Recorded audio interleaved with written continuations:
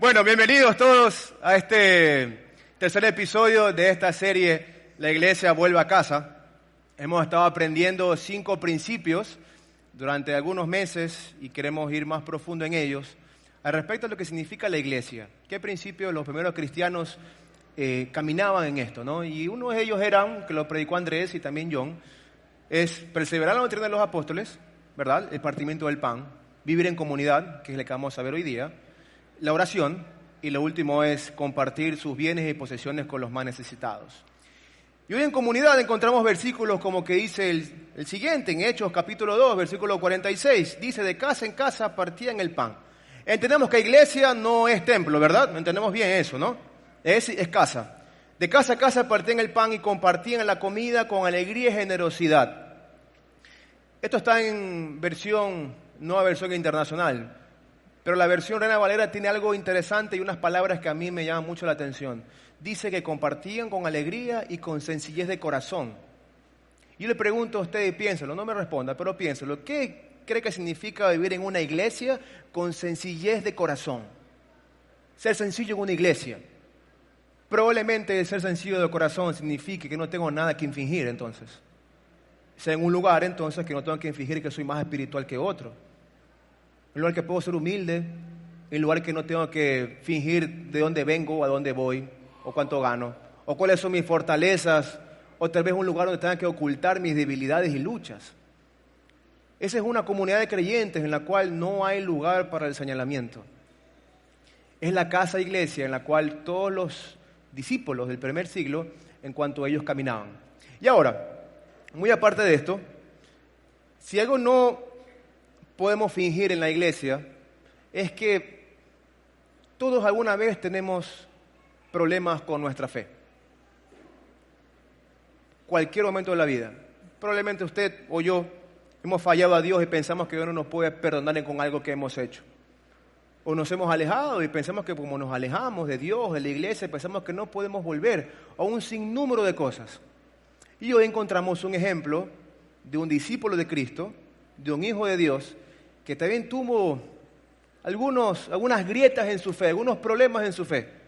Pero hubo una comunidad de creyentes que estuvo allí, por supuesto enviados por Dios, para atraerlo de nuevo al rebaño.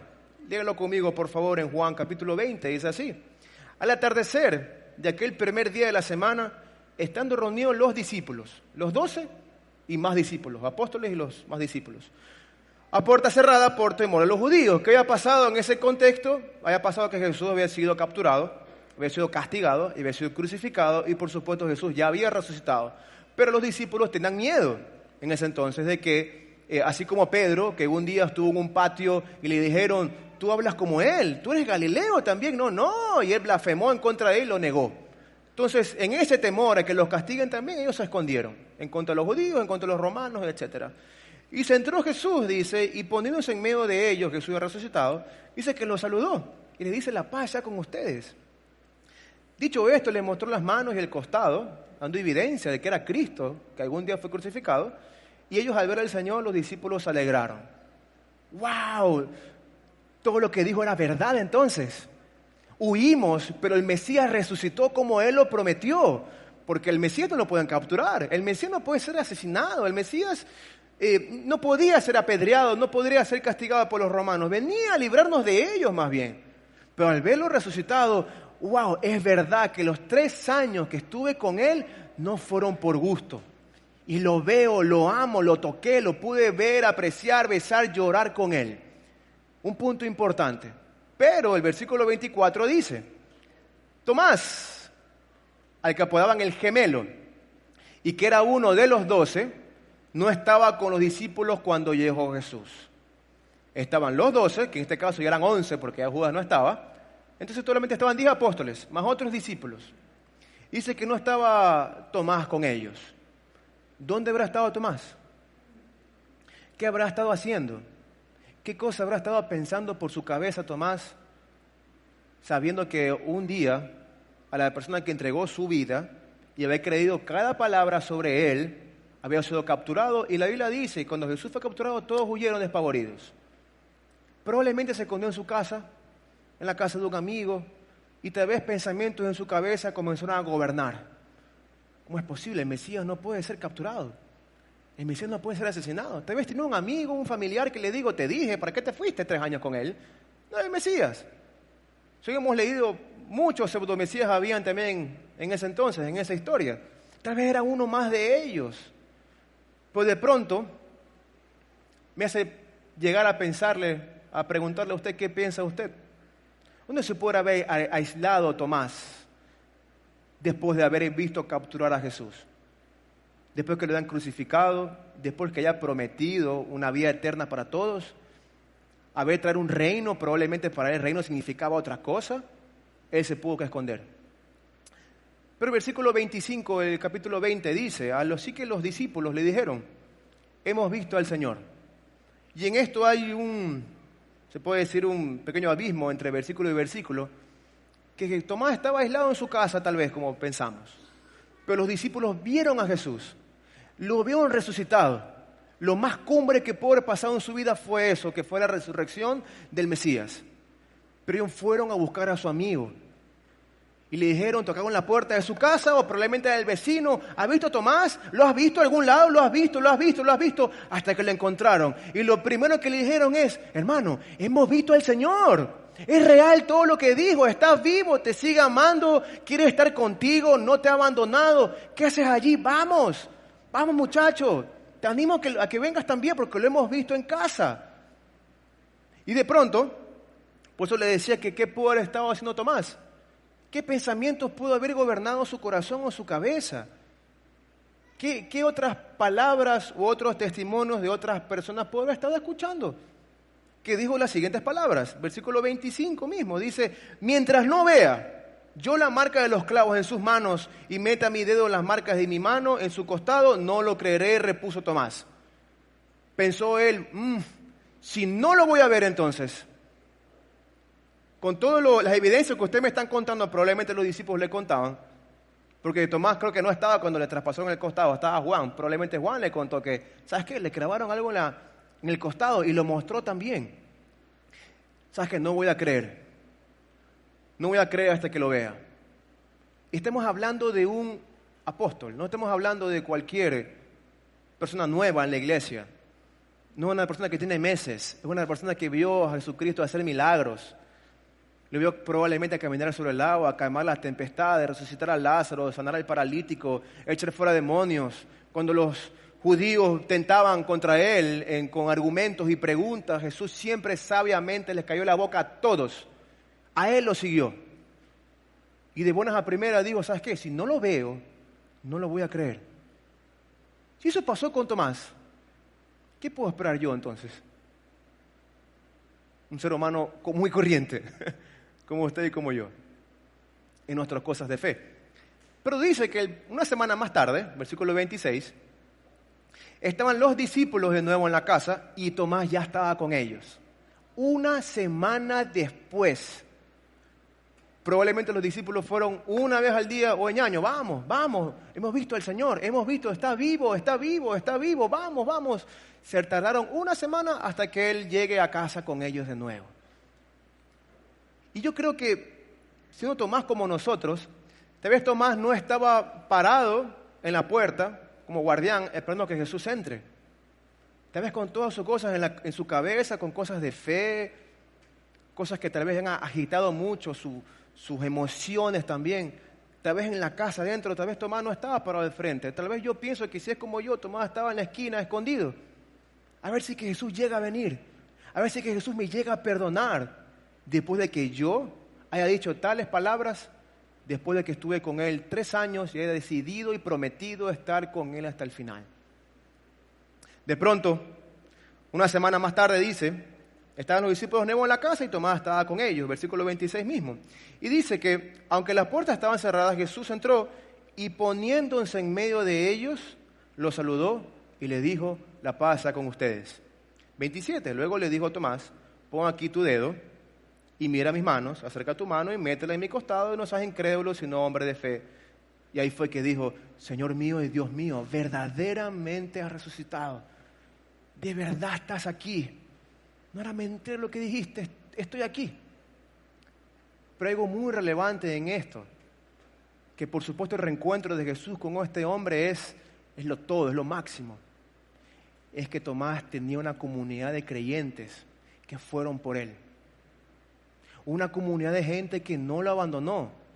Ya, que Tomás piense lo que quiera. No, fueron a su casa a buscarlo, probablemente a su casa o la cueva donde estuviera, a decirle: he visto al Señor de esta forma. Es real todo lo que dice. Vamos. El ánimo, el consuelo, el respeto para que este hombre de Dios, este apóstol escogido por Dios, este enviado de Dios, continúe su propósito de vida con Cristo. Y es por eso que así es la comunidad de creyentes en la que Jesús nos motiva a hacer. Porque probablemente nosotros, tal vez vengan nombres en su cabeza, no es por criticar a nadie, tal vez alguien que no venga nunca más, por cualquiera que sea el motivo. ¿Y qué tal si somos la comunidad de creyentes que vamos por aquellos que ya no vienen? Aquellos que se desanimaron. ¿Y sabe qué? Normalmente usted y yo tenemos la tendencia emocional de aislarnos, ¿cierto? Si nos sentimos pecadores o lastimados o cualquier forma, buscamos la forma de huir. Está desde el Edén y buscamos la forma de huir. Elías también lo hizo. Mucha gente en la Biblia lo hizo, huir y huir. Y créame que nosotros no fuimos creados ni tenemos el propósito de permanecer solos en esta vida. Y peor, a crecer como creyentes. Necesitamos una comunidad de creyentes para seguir creciendo en nuestra fe en Cristo Jesús. Y lo más increíble de todo es que los discípulos no le dijeron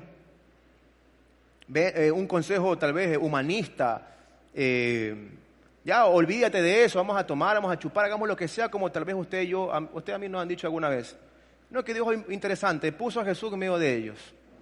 Tu verdadero amigo cristiano es aquel que pone a Jesús enfrente a ti, el que pone su palabra frente a ti, el que te da ánimo y parece que aún cuando las cosas están durísimas, sabes que Jesús te sigue amando y que te puedes encontrar nuevamente con Él.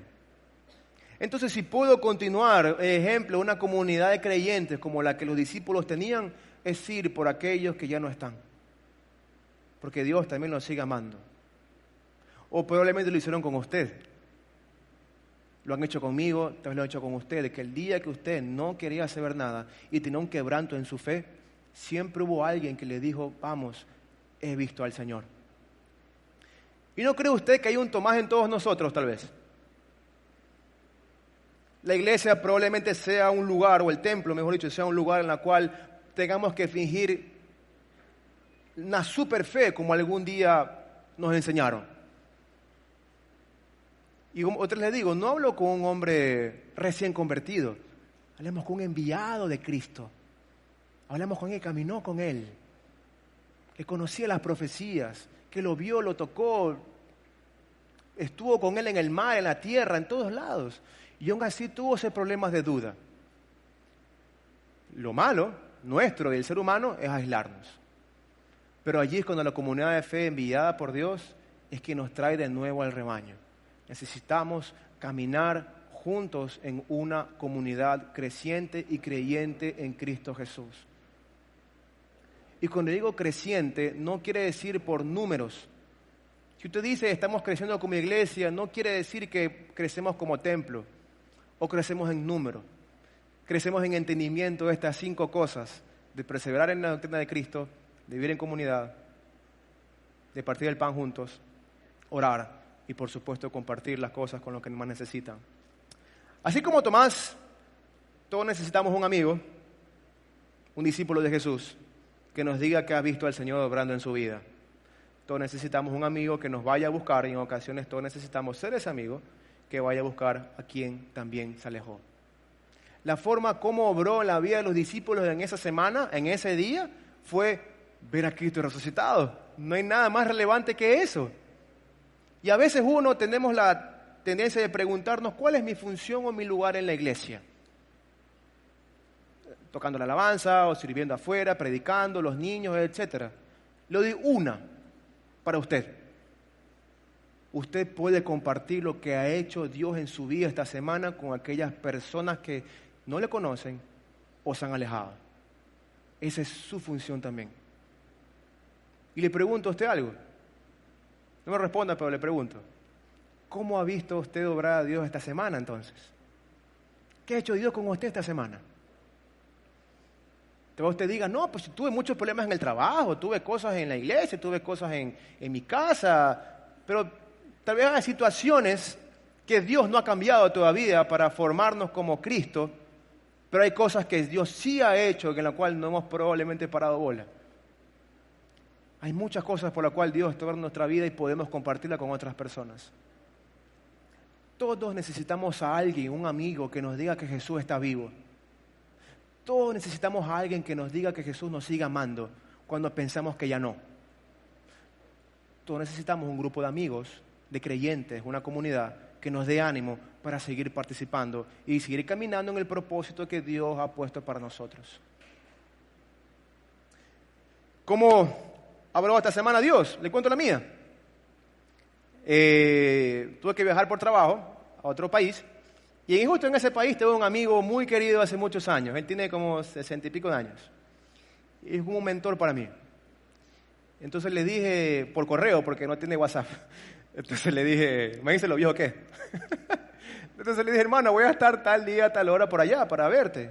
Vamos a quedar un par de días contigo. Sí, perfecto, vente, así estudiamos algo, porque es un pastor. Entonces, ya estudiamos algo, tengo que mostrarte, excelente. Pues sabes que tengo una mejor idea para ti. ¿Qué tal si nos vamos mejor a la montaña y nos alejamos de todos para buscar juntos a Dios? Yo, ya, de una, perfecto. Pero ojo, ahí no hay wifi y no hay señal de celular. Entonces no sabe lo lindo que fue permanecer 2 días sin esto. Fue precioso. Y la manera en cual entiendo que todos nosotros necesitamos un amigo que nos ayude a fortalecer nuestra fe y nos diga que Jesús está vivo. Así como un amigo suyo, o así también como los discípulos lo hicieron con ellos, con Tomás. Amén. Así como Tomás, necesitamos una comunidad de creyentes que nos guíe, acompañe, anime cuando nos hemos alejado o estemos desanimados. Alguien que nos diga que Cristo está vivo y nos recuerda cómo ha obrado nuestras vidas. Mire, Gálatas capítulo 1, cuando Pablo escribe al pueblo de Galacia, usted va a leerlo, cuando llega a casa lo lee, se va a dar cuenta de que Pablo está un poquito enojado. Se da cuenta de las emociones línea por línea de Pablo exhortando a los creyentes de los Gálatas de por qué estaban creyendo otras doctrinas que no era la cristiana, no era la de Cristo. Y una de esas, dice Pablo, dice que Jesucristo vino a esta tierra a salvarnos de nuestros pecados. Y la otra dice, y a salvarnos también de este mundo malvado. Otra versión dice, este mundo violento. Y con los chicos, que nos reunimos los jueves, nos preguntamos, ¿qué significa un mundo malvado? ¿Qué significa un mundo violento? Y bueno, por ahí sacamos algunas conclusiones de mundo malvado o violento y llegamos a una conclusión. No podemos caminar solos, no podemos crecer solos en un mundo violento, en un mundo malvado. En un mundo que fragua en contra de la pureza, en contra de la razón, en contra de la verdad. Un mundo que trata de excluir al creador de todas las cosas y aún más al Cristo, el Salvador de este mundo. No podemos caminar en un mundo violento porque este mundo nos va a lastimar. Este mundo nos va a golpear. Y necesitamos una comunidad de creyentes como un Tomás, que le pasó a él, que se excluyó, se aisló, vaya por nosotros. Y estemos otra vez dentro de casa, en la iglesia, como creyentes, a decirme, ¿sabes qué? Jesús está vivo. Lo vimos. ¿Sabes lo que hizo Dios en mi vida? Te lo puedo contar. Lo vi, lo toqué. Usted puede contar lo mismo, su experiencia, su testimonio con otra persona. ¿Sabes qué? Jesús te sigue amando. Jesús no ha cambiado mi situación, pero me ha cambiado a mí. Y ahora veo las circunstancias y una convicción de otra forma. Esas son palabras de alguien que de verdad sigue a Cristo. Alguien que está interesado en el crecimiento, en la salvación de otra persona. Y es por eso que hay una fotito después de eso. Diga, oh. Gracias. Nos reunimos los jueves con los chicos. Una fotito que no podemos vivir solos. Tenemos que vivir acompañados en comunidad en este mundo. Y lo otro es que, como comunidad de creyentes en el siglo I, es un punto importante, tenían probablemente este bagaje, esta costumbre, enseñanza judía, de servir legalistamente o servir al pecado. Pero para ellos ya se estaba formando un nuevo hábito en cuanto a seguir el ejemplo, no solamente en leyes, sino el ejemplo en carácter y prioridades de Cristo. Que ya ellos podían servir voluntariamente a Dios y a la gente. Y que para ellos era tan importante lo que significaba eclesía. ¿Qué significa iglesia? Obviamente en palabra griega. Y eclesía es usada en la Biblia en muchas oportunidades, en el Antiguo Testamento también, como una asamblea de miembros, de gente, reunión. Pero Pablo en sus primeras cartas lo usa de otra forma.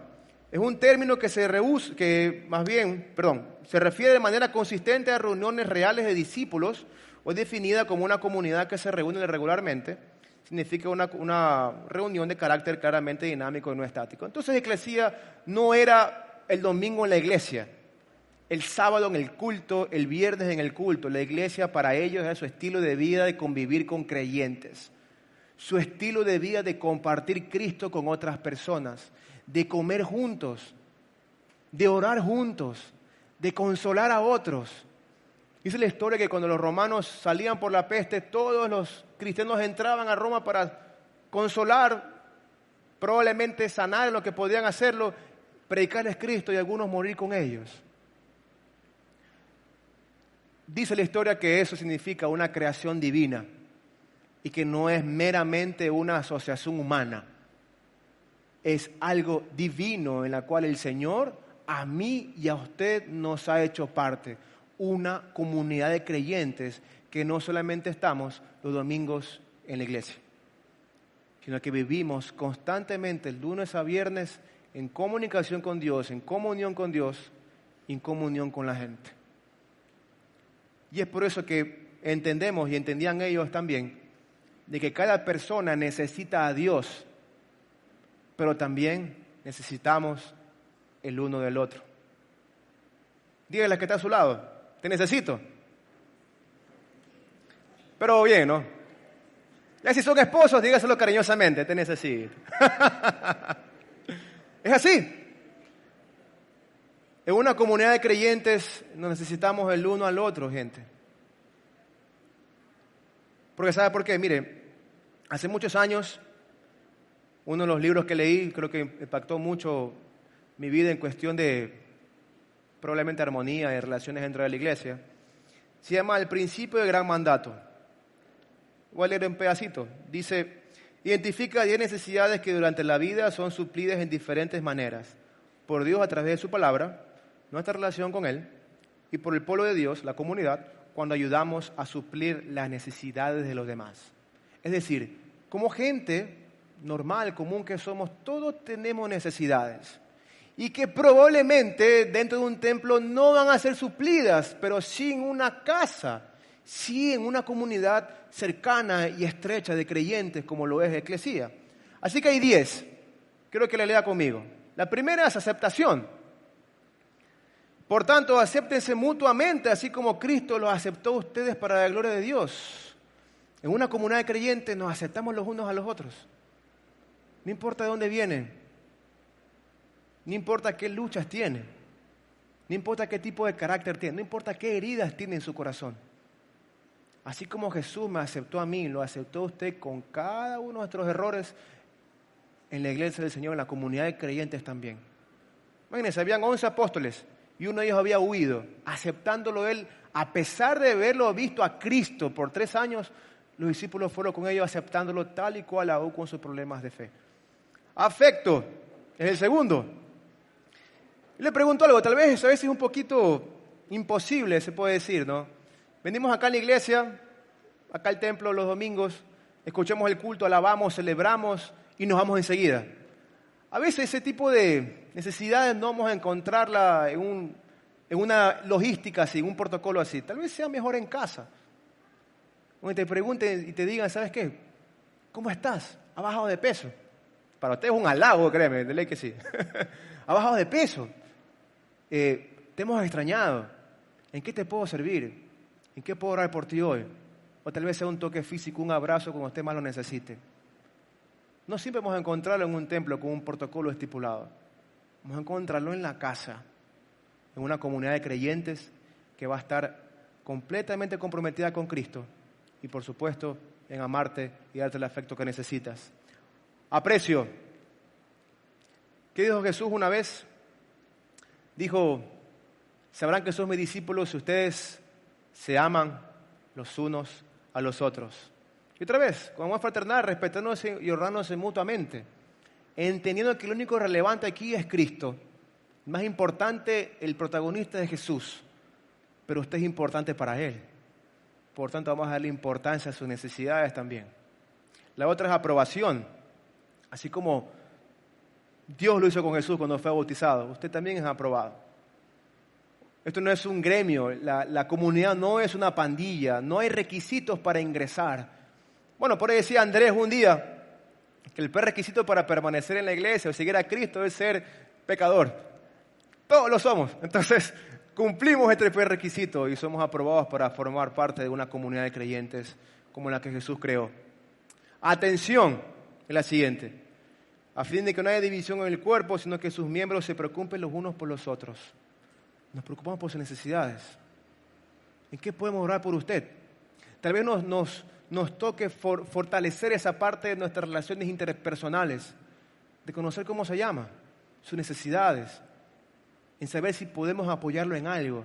Es lo que hace una iglesia fuerte e impactante para cualquier persona. Consuelo. Y créanme que esta parte es interesante porque bien les decía que el mundo es violento, el mundo es malvado. Vivimos en una ciudad violenta, vivimos en una provincia violenta, un país violento. Lamentablemente, Dios nos permite, por supuesto, algún día algo nos va a tocar vivir. La pérdida de un familiar, alguna enfermedad, algo económico, lo que fuera. Y a veces las palabras de apoyo, de consuelo, es lo que más necesitamos, sobre todo en la iglesia. Pero es que lo que pasa es que en mi casa, ni mi trabajo, ni mi universidad lo hacen. Pero sí en la iglesia del Señor. Sí la comunidad de creyentes. Tal vez usted falla a Dios y no se sienta digno de estar aquí. Pero la comunidad de creyentes le dice que Dios le siga amando. Que Dios lo puede perdonarlo todo. Que Dios no ha desistido de usted y que hay un propósito todavía que cumplir. ¡Ánimo! Así como los discípulos fueron con Tomás, ¿verdad? Fueron por él. Hemos visto al Señor. Vamos. Y 8 días después, una semana después, estuvo con los discípulos reunidos a ver si era cierto que Jesús aparecía. El ánimo que usted y yo necesitamos. Usted y yo, créame, no somos robots. Es verdad, ¿no? No somos robots. No, es que yo no necesito emociones de nadie, no necesito que nadie me respete, yo soy lo máximo. Eso no es verdad. Todos necesitamos un momento en nuestra vida que nos digan que todo va a estar bien, que Jesús está al control de las cosas y que cualquier cosa a nuestra distancia está dentro de un teléfono para darnos un abrazo, una oración, un acompañamiento, sencillamente escucharte y consolarte cuando llores. Eso solamente se ve en la iglesia del Señor. Respeto. A todos respetamos. Respetamos su manera de pensar. Una de las cosas que sé en la iglesia del primer siglo era la libertad que nos daba Cristo en poder expresar nuestras emociones, expresar lo que pensamos también. Usted aquí puede expresar lo que siente y puede expresar también lo que piensa. Y respetamos aún los más profundos pensamientos en su corazón. Hay cosas que no tenemos de acuerdo, otras que sí. Pero eso no quiere decir que no dejaremos de pensar que usted tiene un gran valor para Dios. Seguridad, otro punto de seguridad es que tratamos de que nuestras relaciones entre nosotros siempre sean en armonía. Sabemos que la gente es complicada a veces, ¿no? Todos tenemos diferentes temperamentos, carácter, heridas, qué sé yo. Una de las cosas que yo aprendí, por ejemplo, para los que estamos en Celebra o estamos sirviendo en Celebra, es la seguridad que tenemos en una comunidad de creyentes para compartir lo que más nos duele también. Y saber que no va a salir eso a ninguna otra persona y que van a estar comprometidos en nuestra recuperación emocional. Apoyo es la última. Y mire, uno de los momentos más duros de mi vida, más oscuros de mi vida, hace unos años atrás, me enteré de una pareja, y me enteré hace poco. Estamos orando por Guido. No tiene idea lo apoyado que me sentí en ese momento. Ese apoyo en silencio. Porque nunca me dijeron nada, fue una tercera persona que me dijo, ellos están orando por ti. ¿Cuánto más necesitamos nosotros cuando sabemos que este mundo a veces nos lastima? Un hombro en quien llorar, un ánimo de aquella persona que nos diga, ¿sabes qué? Vamos, la historia no ha terminado. Estás caído, te levanto. Estás exiliado por algún lado como Tomás, yo te voy a buscar. Necesitamos estas 10 necesidades dentro de una comunidad de creyentes. Y a veces no las vamos a encontrar en el trabajo. A veces tampoco en la casa. Peor en la universidad, con un profesor bravísimo, con un jefe grosero, qué sé yo, lo vamos a encontrar dentro de la iglesia. Y digo que el Señor, el Espíritu Santo, con muchísimo ánimo lo va a hacer, por supuesto, relevante para todos. Y mire que todos tenemos esta necesidad en permanecer como familia de familias. Y no podemos crecer solos.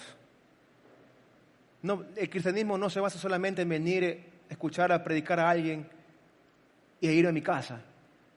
La iglesia lo que demuestra es todos los días de la semana un estilo de vida en una comunidad de creyentes, aún en medio de la comida y aún en el momento del dolor. Que en el momento del júbilo se regocijen conmigo y en el momento del dolor también lloren conmigo. Eso es una comunidad de creyentes en la cual, así como Tomás, fueron por él. Yo tengo algunas preguntas para usted. Que usted sepa responderlas en sí mismo. ¿Es suficiente para usted vivir en comunidad, entre comillas, solamente los domingos? ¿Es posible encontrar estas necesidades que todos tenemos un domingo en el templo? ¿Es posible encontrar atención un domingo en el templo? Hay mucha gente, tal vez, que no puedo verme con todo el mundo. Usted no puedo ver a todos mis amigos, pero sí en una casa.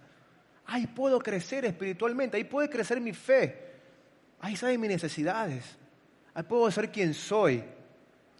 Ahí en mi casa puedo crecer en comunidad. La otra pregunta es, ¿se ha sentido usted como Tomás alguna vez? Yo, por supuesto que sí. ¿Qué le ha costado creer en Dios en algo? Que usted se apartó, se alejó días o meses o años probablemente de Dios de alguna otra forma. Cualquiera que sea el caso. Pero la siguiente pregunta dice, ¿ha tenido un amigo, un grupo de creyentes que le han ayudado a fortalecer su fe? ¿Habrá una casa para usted, una comunidad de amistades, discípulos de Cristo que le diga, hermano, Jesús está vivo, Jesús te sigue amando, no importa lo que hayas hecho? Hay una historia que cumplir, hay un propósito contigo todavía, Jesús no ha desistido de ti, tienes valor todavía con Cristo. ¿Existe para usted esa comunidad en su vida o quisiera descubrirla? Porque sí existe. Y la última, ¿aún crees que puedes caminar sola en este mundo malvado o violento? ¿O necesitas una familia extendida que te acompañe? Este mundo nos va a lastimar si ya lo ha hecho o si ya lo ha hecho. Tarde o temprano. Y es imposible caminar solo en este mundo sin una relación vertical con Cristo, creciente con Cristo, y una comunidad que nos acompañe, que nos consuele, que nos respete, que nos dé ánimo y que nos diga el valor que tenemos en Cristo Jesús. Es por eso que desde hace meses hemos estado tratando de comunicarles a usted lo que significa la casa iglesia. De que la iglesia son en la casa, de que el crecimiento, el creyente, el discípulo están en la casa, en medio de una comunidad de creyentes. Que quien se cae se lo levanta, de respeto, de valor para todos. Y es por eso que hemos abierto algunas cosas, ¿no? Y algunos han preguntado también. Y al final de esta serie le vamos a dar los nombres y las ubicaciones de ellas. Pero también hay lugares aquí en los cuales usted puede encontrar esta comunidad. Uno de esos es Celebra, por ejemplo. Otro es Punto de Partida. La casa iglesia que vamos a tener también en el medio de la ciudad. Es saber que allí podremos tener una comunidad en la cual puedo ser yo. Así como vimos al principio, es un lugar, es una casa, es una familia en la cual no tengo que fingir nada. No tengo que fingir que estoy con una fe por las nubes. Porque créanme que usted y yo a veces estamos por aquí, no se deje engañar, pero a veces no estamos allá arriba, estamos acá abajo a veces, por cualquier situación que el mundo nos pueda haber golpeado. y dudamos y nos alejamos. Pero otra vez, la comunidad de creyentes es esa herramienta de Dios para poder llevarnos de nuevo al redil. Dígale que está a su lado, sé parte de una comunidad. Así que, si usted tiene una petición o alguna pregunta al respecto, afuera vamos a estar y un counter usted puede preguntarnos también dónde puede usted involucrarse si usted lo desea así. Pero no se olvide, ya estamos por terminar, para que se vaya a comer con su mamita. Todos necesitamos una comunidad de creyentes para poder vivir en este mundo. Y todos necesitamos una comunidad de creyentes para seguir creyendo en Cristo, que Él está vivo, ha resucitado y no ha desistido de nosotros. ¿Amén o no amén? Póngase de pie conmigo, por favor.